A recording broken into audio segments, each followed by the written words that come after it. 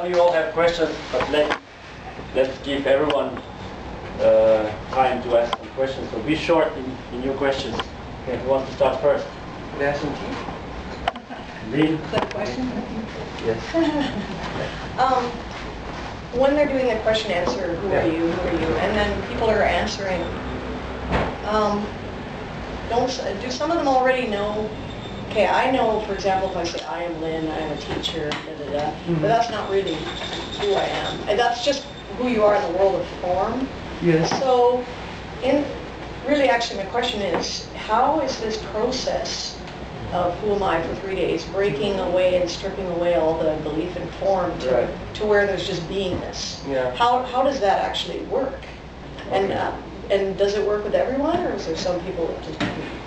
Well, I think it works with many people, with most of the people. There are some mind bags, like people who are on medication, on mind active medication can be affected, and this might affect their experience. Also, they won't necessarily. They might not necessarily experience it. They're high on different mind active substances, or if they have some emotional problems, it's not very recommendable to attend this kind of event. But if you're doing it for 3 days, you're probably not high anymore. I mean, even if you smoked before, probably by the third day you're straight. I guess so. I wouldn't really know. If people go on this kind of experience, it's very recommendable for a few days before to kind of go cold turkey, and from the food is basically vegetarian. There's not a lot of food. Just that to have yourself focusing on all these kind of things. But after a day, people start craving. Like all the mechanisms, all the coping stuff start coming out big time. You want to smoke, you want to do some of that, and you communicate it. And as you communicate it, it dissolves and disappears. It's very interesting. Like big bouts of fatigue, or what the fuck am I here? I want to go. People start bitching towards the master or this or that. I shouldn't have come here and da da da. Some people actually leave. Okay, so it's actually they're getting everything out.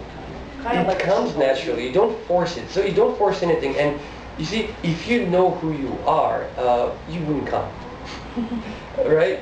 If you really know, maybe you conceptually know. Oh, I'm not this body. I'm not this idea. Da da da da da. You conceptually might know that, or you might have some glimpse. You might have some experiences before, and you say, I know who I am because that moment, blah blah. I'm an angel of God. Actually, people come with this kind of stuff. I'm one with the universe.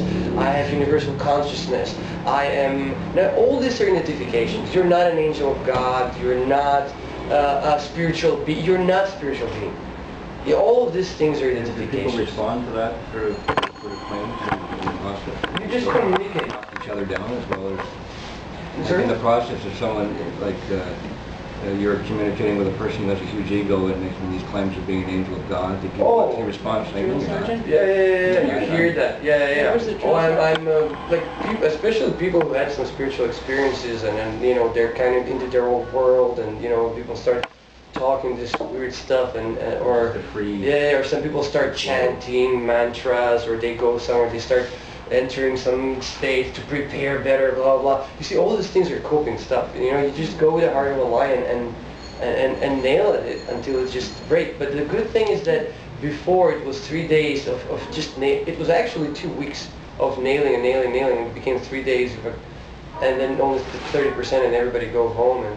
But now just these modifications are just so interesting that you don't really have to do much. It just slowly, people experience it even in the first, the first time I went to this shortened version, and I entered in the first 30 minutes.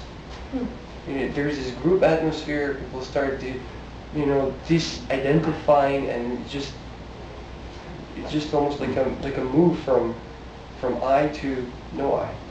So it's such a natural. It's been $1 million question. Since we've been able to communicate. Right. Whether you're in the East or in the West, it's who am I, from Confucius to Socrates with the know thyself. Right? My question to you is, after going through this type of process, do you think that there's a moment of reckoning, like an epiphany, where this is who I am? Or are you constantly changing? I mean, could I go through this today and discover, be in tune with myself, and then a year later be a completely different person? You know? Yes, you can have this huge epiphany, like just complete feeling of opening, you know, dissolving, or you see any words I use are in fact just words. The experience it's actually called direct experience of truth. It's just direct experience of yourself. It's quite an epiphany. Right, Jim. I guess I didn't see the abstract for the talk tonight. I originally, I guess, I had preconceived notions. I thought it was you're going to be like linking like Schopenhauer to Hinduism or Martin Heidegger to Taoism or something like that. That's what I thought. But to me, like that, the direction the talk kind of went, it actually seems like kind of a false experience that like what you described, because like basically there are four, like the issue of trying to reconcile self with the other and overcome duality. It arises in early childhood. With brain development, when the person first realizes, oh, when I think to lift my hand, it raises, and from that point on, a person's life is actually spent trying to reconcile that. And the four basic ways that people that you notice if you observe people, there are four basic ways they try to overcome it in their day-to-day life. The first one would be religion. The second one would be drugs and alcohol. The third would be sex. To reconcile what? Well, they usually religion. To reconcile what? To use reconcile the duality between like the sense of separation that's created. Oh, okay. So there are four basic ways what I'm saying that you notice people who tend to do that. The first would be religion, philosophy, drugs, alcohol, and sex are the four basic ways. But to me, it seems like it's like people would be in this kind of a meeting getting like a false sense, because actually other people can be an interruption to that process. To really, all the major thinkers throughout history have always, you notice they leave the group. They go off and they do this on their own. They find other people. Nietzsche, right? Going from one religion. Not just, well, he's a great example, but all through history, starting, you go back to Lao Tzu. Well, Jim, do you have a concrete question for Angel? I guess the question would be, did this ever occur to anybody that like this could be a false sense of enlightenment? Like false sense of epiphany or things like that? Yeah. It might. Does it ever occur that some of these philosophers also might be wrong, or some of the spiritual people or anything? You see, you can read about Schopenhauer and everything, but all you read is about Schopenhauer. You don't read about yourself. You can experience yourself directly. You can read about all these philosophies and everything, but there's a moment when all the philosophies, all this mental content, is just the content. And it's very difficult to say, is this enlightenment the same as what Buddhists are talking about? Is this the same as what other spiritual masters are talking about or anything? And the question is that important? Is that important, really? I mean, you experience yourself, there's this beautiful feeling of epiphany, and it's only positive. All those, yes. Sorry, I didn't mean to interrupt you. What you were saying. So I just want to add to it. I don't comment on what you were saying. I think that the people you were quoting are possibly people who would probably find their enlightenment that way, because they're writers. They like to write and sit and this is what they do. But then sometimes there's a bunch of social people who, you're trying to find out who you are, and everybody is different. And I think it really doesn't matter. You can find it by yourself or with people or with your family. It really, it's all individual. The people you're quoting are specific people who like to sit and write and have a lonely job. They write a lot. Different outlooks, for sure. Yeah, and there's different kinds of people in the world. So I think that the way he's talking would be just as valid as going off onto leaving the group. Depends on whether you're a social animal or a loner, and you're trying to find out who you are. So everybody will be different. That's just my take on it. The fundamentals of these practices that you're talking about come from Eastern, ancient. Yes, it does. And most of them were developed as a teaching as a lifestyle teaching. It wasn't about jumping in and out of enlightenment. It was something that people started on the path, and that pretty much their whole life they followed this and constantly worked towards. And I would ask you about, I mean, the ancients. I mean, I've heard about this, and I'm asking about it. That they, the idea of the master teaching the student, the master did not ask the student to get involved in consciously directing himself along the path to enlightenment. He was just told to follow. He or she was told to follow the way, and there was lack of awareness. Is that true or not? Well, it depends on the path you're following. Like there is a very famous Indian mystic, Ramana Maharshi, in the 20th century, and all of his teaching was summarized by people just keep inquiring, who are you, who are you, who are you, until your mind stops, and then you experience yourself. He's huge. I mean, everybody knows him in India, one of the biggest spiritual masters of the 20th century. And for some strange reason, Charles Berner had a meeting with him when he was just a little child. His father took him. I don't know if that has anything to do with that, but yeah. There are many types of enlightenment. So there is this Western notion about, enlightenment is there to think. You break through the notions, through the ideas, through the preconceptions, and I think that is just as valid. But there is also this experiential component. And this type of enlightenment is purely experiential. I'm interested, maybe it's out of context now, but do you know what's the Eastern response to the Western practices of Eastern enlightenment? Yes, What do they think? There was a Zen Western guy, I forgot, Philip Kapler, or what was his name, was asked by somewhere maybe around the 80s, what do you think about these enlightenments?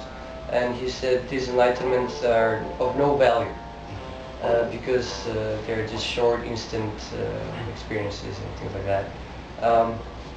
So he was not very positive. Eastern spiritual teachers are not very positive to anything that Westerners try to do to tweak their practices, and a lot of Eastern teachings come with this lineage, with this huge construction behind themselves that masters are guardians of. So they don't want you to, if you start studying this and then you start changing something else, blah blah. There's always the fear that you might tweak the purity of their teachings and things like that. So usually they're not positive, but they're not. In Buddhism, you would have the same clashes about things like that. So what would be, just short one, so what would be your opinion, like for a Westerner, he or she wants to get enlightened? Should she go to Eastern enlightenment or to Western practices? I mean, which one are more suitable? If the Easterns are genuine, should we go to the Eastern? But maybe the Western practices are more suitable to us. So which one should we choose as Westerners? Well, thing is that people have practiced yoga for 20 years and had this, beautiful, sustainable practices and haven't had an experience of who are they. It's kind of strange. I don't know how to say when you get into this state, but when you're there, you can see who's not there.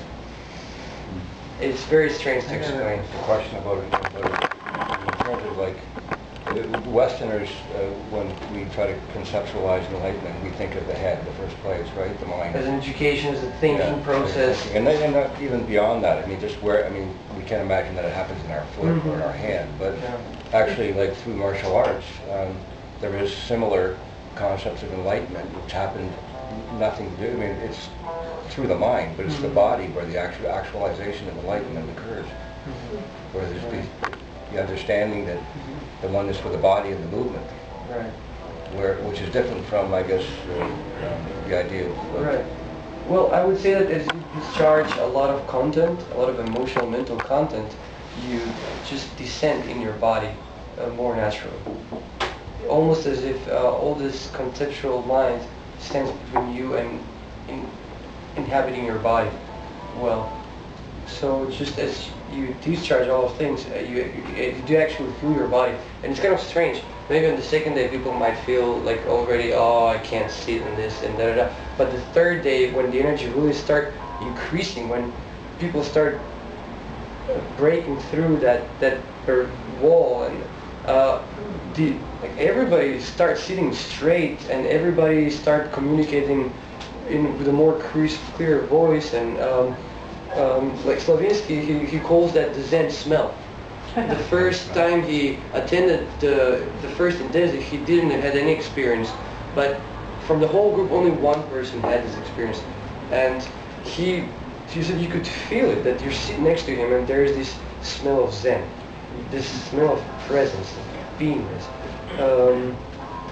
And another thing is, there's so many Hinduist masters, there's so many Buddhist masters, and Westerners get attracted to different people, different masters from different spiritual schools. How do you know that the experience of this teacher is the enlightenment? How would you know? You don't know. You just know that your heart tells you that you're attracted to that particular person, or to that particular teaching, or something resonates with you. So that, I would say that the same answer. It's basically the direct experience of something, and that something is is loss of self, beyond that conceptual thing, like I as a construct of I raise my hand, I'm this hand, or I'm this, or I'm that. These are all concepts that we acquire from a very young age, and they kind of build up and build up and build up. Yeah. Can you talk more about what it looks like when people are attaining this enlightened state, and what happens then? Do they just take off, or what do they do? They disappear. Seriously. White goes over there. They disappear. It's almost like when you talk about enlightenment, and if you like, take a step back from enlightenment before the actualization of it, and just talk about awareness. Yeah. Like how close are the two in terms of like ideas? Are they like God and priest that far apart? Or are they like what about my question? I just, I think you phrased that a little too fast. I mean, you've already asked 3 questions. Okay, what does it mean disappear? I think you're losing. Yeah. No, No, you thought I answered. you know, when you're there and you see, and some people are starting to attain the state, what do they look like, and what do they do then? What happens then? They look like they're knocked off. I don't know. I don't know. It's just this the whole demeanor changes. Like the look, the focus is somehow. I have the words to explain. Are they still answering the question? They're completely coherent. They're completely coherent, but they might cry from feeling of happiness, or they might be laughing. They might be just not say anything, just sit and gaze, and just don't say anything, and just exist in some sort of state of beingness. When I said disappear, is that I actually had this experience that the person was across me. He entered the state as I was answering. He was the passive partner. He wasn't talking anything, but he entered the state. And as I was talking, and I was watching at him, and I was just 10 minutes into the whole thing, and then he just disappeared. There was this silhouette, and behind there was the wall, and in front of me there was just this thing of bright white light of nothingness. No face, no nothing. It just, I don't know how to explain it. Yeah. Like hypnosis, total concentration on one. Well, I don't think it's de-hypnosis. You see, I think to me, hypnosis is something that make our mind focus on something. Make our mind dwell on something, on this suggestion, or this post-hypnotic or pre-hypnotic, or some suggestion, and it narrows your reality field into something. So, yeah. And I used to spend a lot a number of years ago, and I'd forgotten about it, but I'd had similar experiences where I actually saw white lights. where like my reality seems suspended, like extreme heat, and over like maybe 15-20 minutes, and actually to the point of like passing out. But and it was clear as, and I don't believe in anything religious. I think it was something that it was out of body. But I mean, the amount of energy that it takes to focus, like in the beginning you're fighting off the heat, and then you have to, if you don't actually reconcile yourself with the heat, you'll run out, you'll have to leave. But if you're able to overcome the heat, and it takes a very single-minded focus, the same kind of thing that you're talking about. Right. Yeah, at this point I would say that there are a lot of phenomena that can happen to people. Seeing lights, seeing auras, reading thoughts, some psychic phenomena. Yeah, I remember I was saying things and this guy actually burst into crying, completely disintegrated as I was talking, because he said everything I was saying was coming from his mind. Very strange moment of synchronicity. But they're not enlightenment. Like colors, psychic phenomena, all of that, they can actually be an obstacle to enlightenment. So people should actually be pushed to go through that. Or I'm angel, or you can start seeing some beings or angels. Who knows? Like all kind of stuff. Yeah, your mind will invent everything.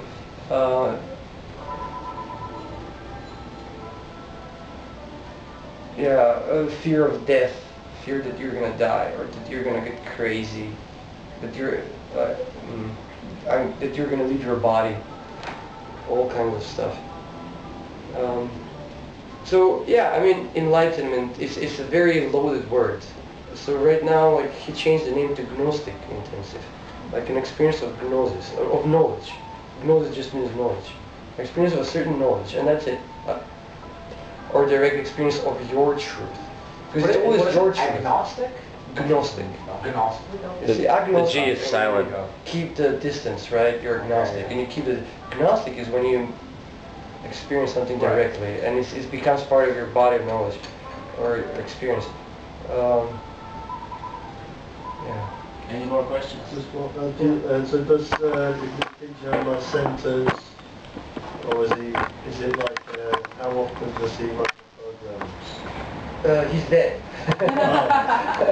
So he never... Yeah. There are no centers, there are nothing. You can download the manuals online. So how did you do it then? Well, I went to a person who likes to call themselves masters of this thing. They've been trained by this Yugoslavian guy into his method. Yeah, it's almost the same, but with these modifications. And I just went to them. Went to around 10 of those. They're always different. Sometimes they're like super mind-blowing. Sometimes they're very gentle. And my personal experience that it just increases that sense of beingness and living from the heart. From like after that, it's easier not to put concepts on things, on people, or just be there for yourself or for people or whatever. But it does go away. I mean, of course, the clouds will just come. There's a lot of crap we're all kind of... I did a Sufi retreat. I've done a few Sufi retreats. One week, and they're silent, and you do them for a week or 3 days. And I can relate to the fact that the first 2 or 3 days you're like, what? Everyone's looking forward to the food, no one's comfortable, everyone's like, oh, why am I here? Shit. And then you kind of break through, and your mind like gives, you kind of let go of your thoughts, and you go into this state of beingness, which is just pleasant really. It's just you're content without needing.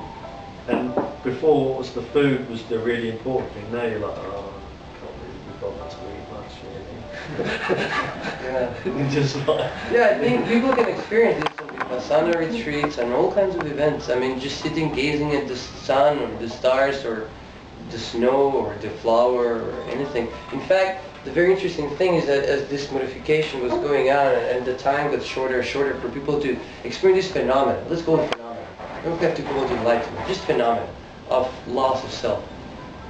and just arise of some personal feeling of beingness.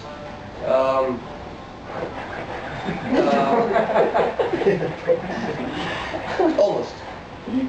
He said that you can experience it on anything. You don't, like, after, like, the process gets shortened, you can experience it on anything.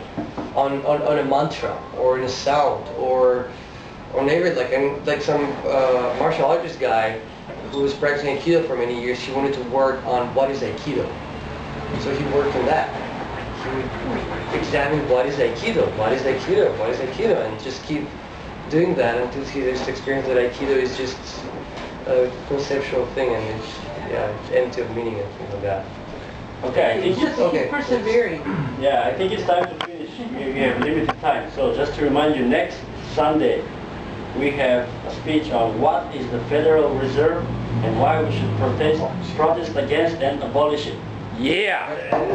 And yeah, so very, very contemporary, modern topic. He's the speaker. Tom. Yeah. I hope to bring some skeptics, because I don't want to preach to the choir, as it were. So I hope there's some skeptics out there. We might have to drag them off. Okay, today we have 2 newcomers. We're happy about you. Thank you for coming. Usually we have more people. Maybe the rain stopped getting some people coming. Yeah. And Let's say thank you to Angel. Thanks, Angel. Ethan and I pay for the rent.